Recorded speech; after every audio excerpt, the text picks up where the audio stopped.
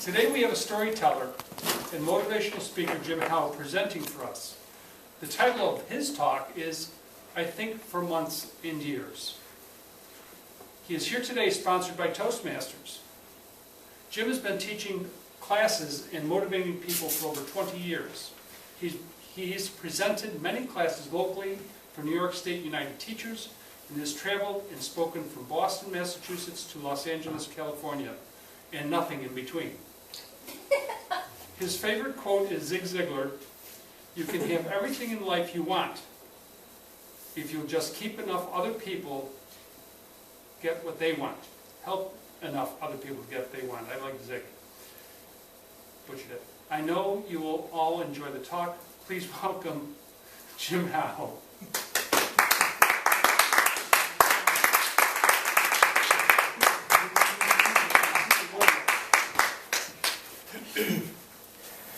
I think and think for years and months. 99 times my conclusion is wrong. The 100th time I'm right. Thomas Edison talking about never giving up. Good evening. My name is Jim Howe and I'm here to talk to you today, sponsored by Toastmasters, about never giving up. So I have a question for you. What if in the world, what if you just gave up? You just gave up. Would we have planes if the Wright brothers didn't try that one last time? Would we have the light bulb if Edison didn't try just one more time? And of course we have the Colonel Sanders in KFC. Did you know he shot a man once? When he was in the military, he shoveled donkey dung. He sold tires for a living, and he owned a gas station. And it wasn't until he retired that he took his recipe for finger-licking good chicken out to try and sell. He went over 1,000 places trying to sell it. And all he was saying was, here's my recipe. I don't want any money for it. I just want a proceed of the sales. Over 1,000 times he heard no. Where would we be today without KFC? And then, of course, there's Pete. You know Pete? Pete the cat? You don't know Pete the cat? All right, I'm going to tell you the story about Pete the cat. Pete the cat. Pete the cat put on his favorite sweater with his 4 big, colorful, round, groovy buttons. And he loved his buttons, and he sang a song. And this is a song that we all need to learn because of a little bit audience participation. So when we sing the song, we do this.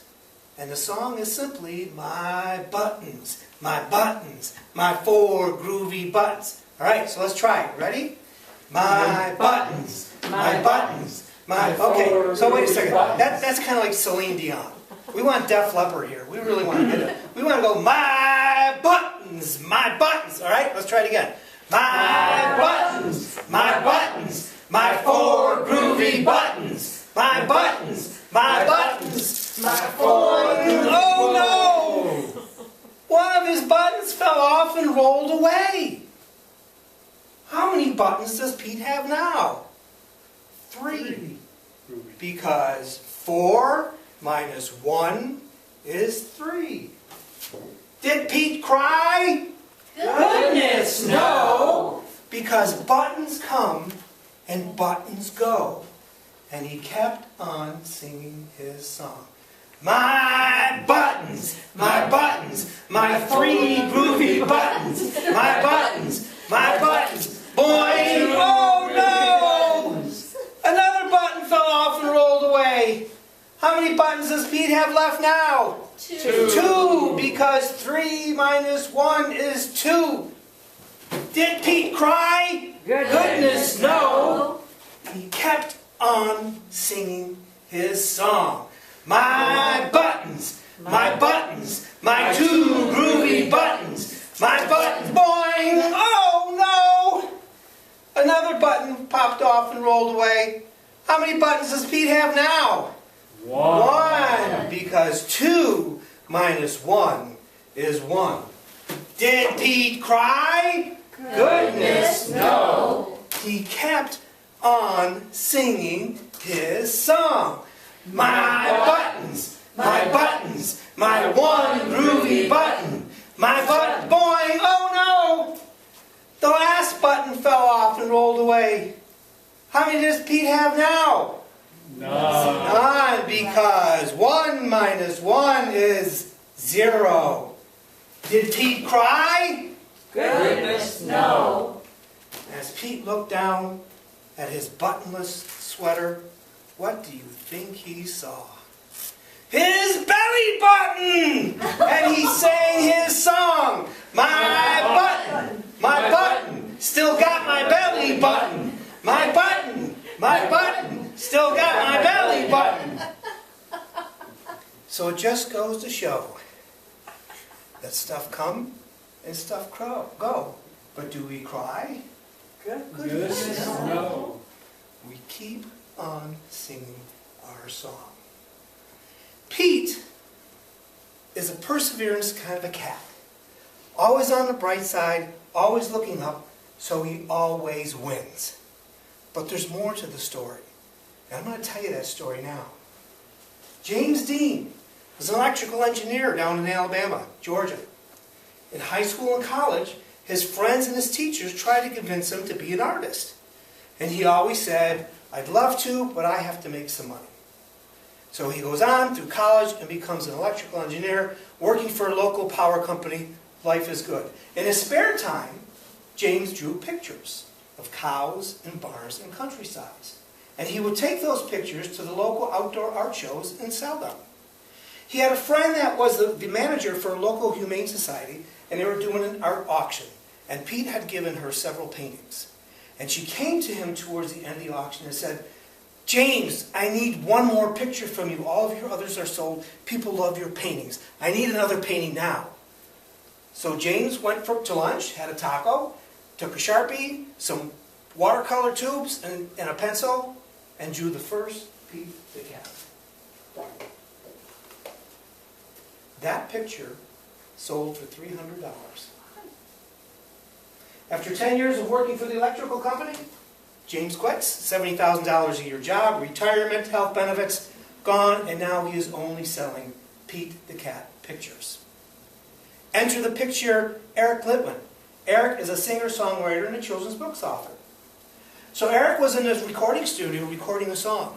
Finished the song, comes out onto the road, is at the intersection, and he's waiting for the light to change to cross the road. James is in his car. Comes up, and he's at the intersection. On the side of James' car was a pizza-sized picture of Pete the Cat. Eric looks at James, James looks at Eric, the two make eye contact. And Eric yells out, "Hey, you're Pete the Cat! I just wrote a song about you!"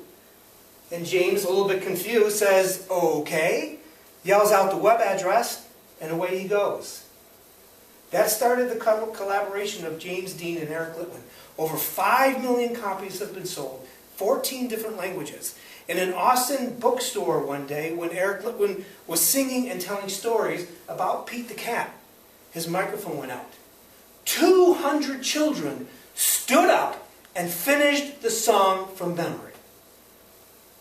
Pete the Cat, something simple. Never give up. There was a time in my life where things got a little crazy. I was an area manager for a local restaurant chain. Had 6 restaurants, 3 more on the way. Was there for 5 years. One day, in 5 minutes, it was all over. They sold the franchise. Me and several other people were eliminated. My wife had a few months left to get her degree from UB, so we decided, I'm going to stay at home, let her finish school. That needs to be done first. And it was tough. We lost the salary. We lost the company car. That was the hardest one to hit. But we did it. We made picnic tables. The kids and I made picnic tables and sold them through the local penny savers. And I picked up odd jobs around town and made money, and we made things work. We never gave up. So why does Toastmasters have me here today telling about children's bookstore stories and crazy phrases and things? Because Toastmaster knows you want to be successful. Toastmaster knows there's a hidden leader in you. In fact, Toastmasters Mission statement. Mission statement is very simple. We empower individuals to become more effective communicators and leaders. Toastmasters is here to help you become successful in your career. Joining Toastmasters has many benefits, and I have some here for you. 6 things you will learn by joining Toastmasters. You become a better speaker. You'll become a better listener. You'll have stronger leadership skills. You'll improve your job interview skills. You'll be able to think on your feet better, and you'll be more confident. And if those reasons aren't enough to take your checkbook out and sign up right now, I don't know what is. But you have to have that Pete the Cat spirit. Never give up. So as I begin to conclude here, I'll give you one more story. This is the story of What If, and the story of Liz Murray. You all know who Liz Murray is. Oh my goodness. You know who Miley Cyrus is? They have nothing in common at all. But it shows you how you will see how our society and our media pick up who the real heroes are. Now, I've been doing all the work, so I'm not going to go into who Liz Murray is. I'll let you go home tonight on a computer and look up Liz Murray, M-U-R-R-A-Y. But Liz Murray talks about the little voice in her head, that what if? What if? Liz Murray would sit and think, what if I went to high school? What if I went to college? What if I had a family? And one day she chose to act on that what if, and she went to college. That what if question that she chose to act on took Liz from a homeless teenager living on the streets of New York City to not only graduating from high school, graduating from Harvard University, and is now working on her PhD. You never give up. You don't know when that 100th time is that you're finally going to be successful. You never give up. And remember, Pete the Cat put on his favorite sweater with his 4 big, colorful, round, groovy